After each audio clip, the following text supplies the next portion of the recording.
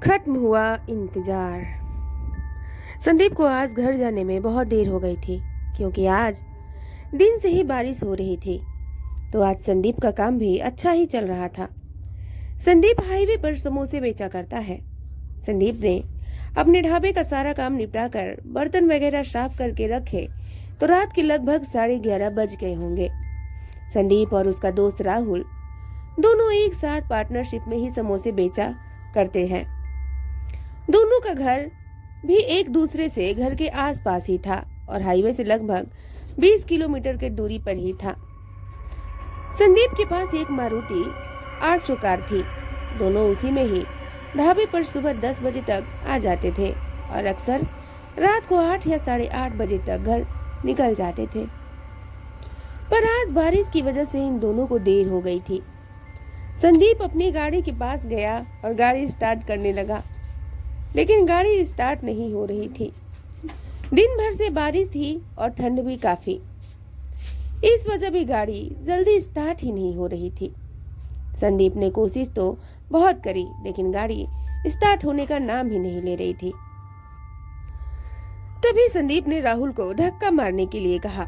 संदीप के बोलने के बाद राहुल गाड़ी से नीचे उतरा और राहुल ने गाड़ी में धक्का लगाना शुरू कर दिया। गाड़ी में थे थोड़ी दूर तक धक्का लगाने से ही गाड़ी भी स्टार्ट हो गई और रात के अंधेरे में दोनों घर की ओर जाने लगे।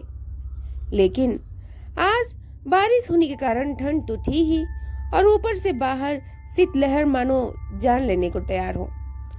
बारिश होने के बाद ऊपर से थोड़ा थोड़ा धुंध भी था, इसलिए संदीप को ज्यादा साफ भी नहीं दिखाई दे रहा था। अभी दोनों थोड़ा दूर ही गए होंगे कि उसी कोहरे में संदीप को उनसे थोड़ी ही दूर सामने एक परछाई सी दिख रही थी। धुंध के कारण ज्यादा पता तो नहीं चल पा रहा था।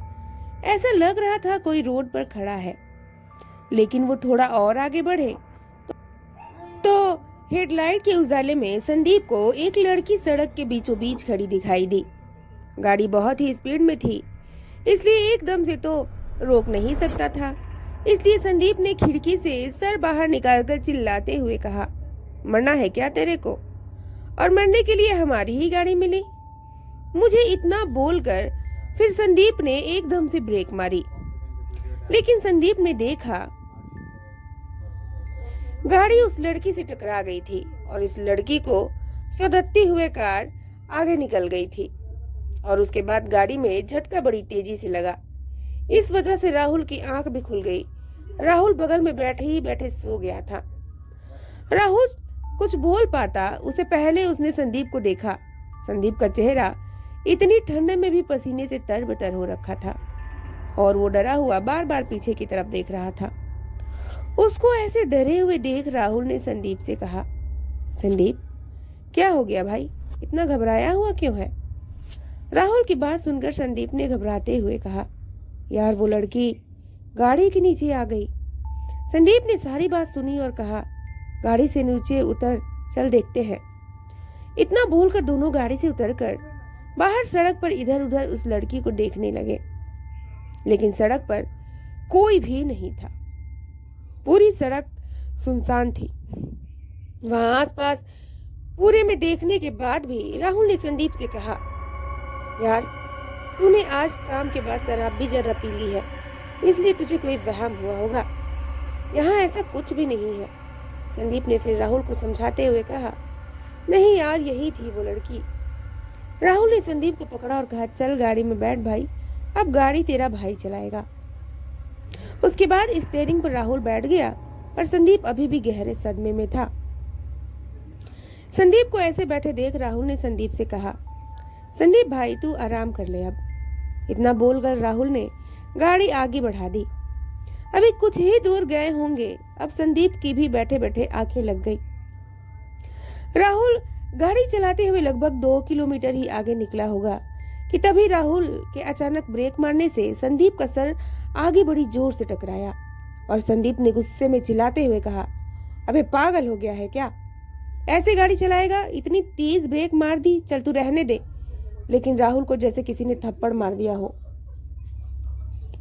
उसने तुरंत जवाब देते हुए कहा, भाई क्या हो गया तेरे को? सही है तू? यार गाड़ी सही से तो चल रही है। और कब मारी ब्रेक? भाई तूने कोई सपना देखा होगा।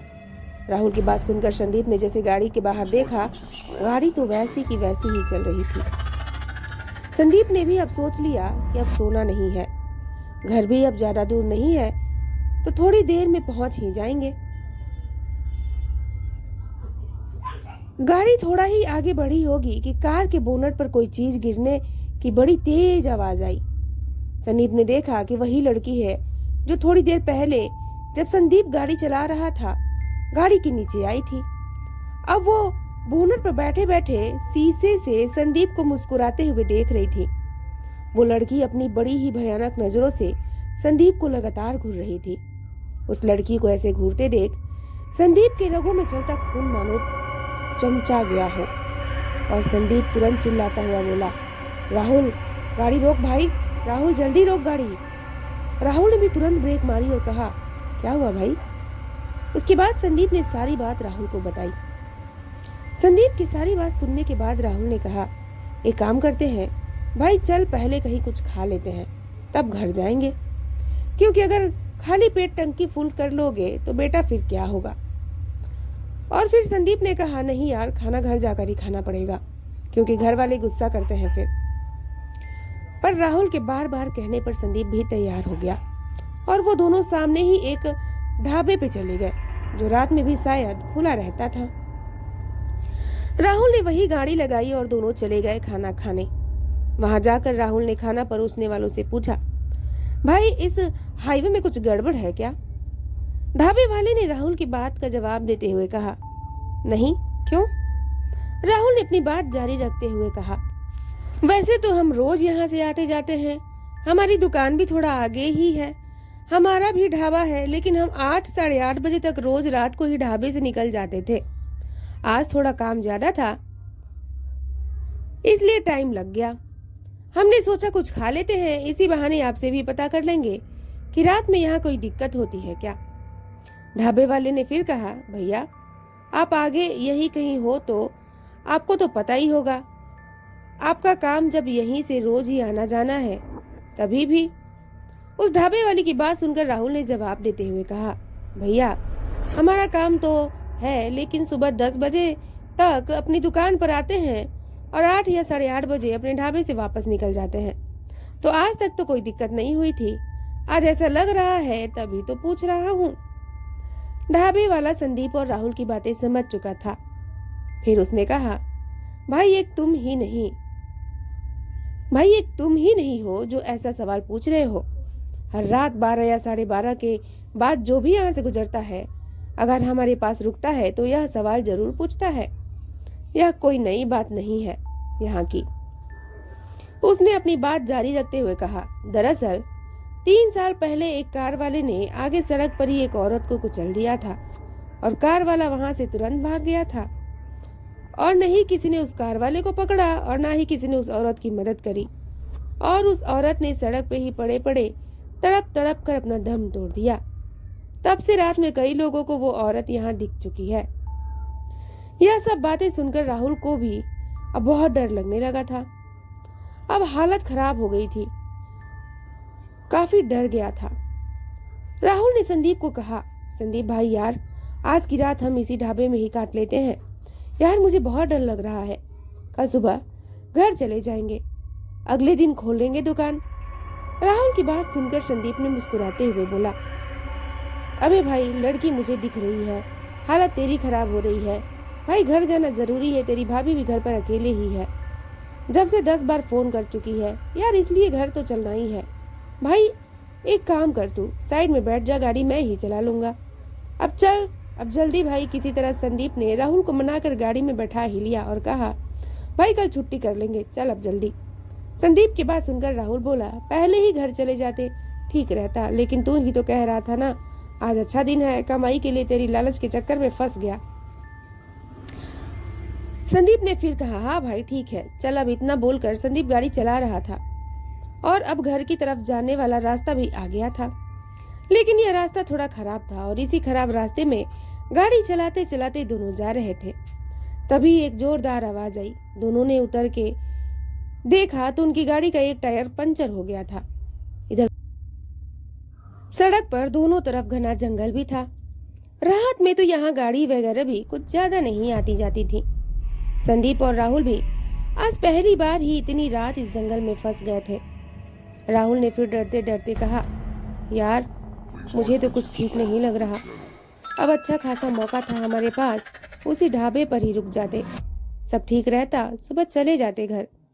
लेकिन तुझे कहाँ मेरी बात समझ में आती है। पहले अपनी दुकान पर देर कर दी, अब मेरी बात नहीं सुन रहा था। संदीप ने फिर शांति से जवाब देते हुए कहा, राहुल तुझे पता है यार, घर जाना जरूरी है भाई। चल कोई बात नहीं, जा अंदर से जैक और पाना निकाल, अभी इसकी स्टेफनी चेंज कर देंगे। हमारे पास दूसरा टायर भी तो रखा है, 5 मिनट लगेंगे, चल। इतना बोलकर संदीप ने पीछे डिग्गी से दूसरी स्टेफनी निकाली और राहुल ड्राइवर सीट के पास रखा जैक और पाना निकालने के लिए गाड़ी का दरवाजा जैसे ही खोला तो राहुल की आंखें फटी की फटी रह गई। राहुल की धड़कन मानो रुक सी गई हो, क्योंकि ड्राइवर सीट पर तो संदीप ही बैठा हुआ था और उसने जैक और पाना निकालकर राहुल को दिया और कहा, ले भाई दे दे मुझे।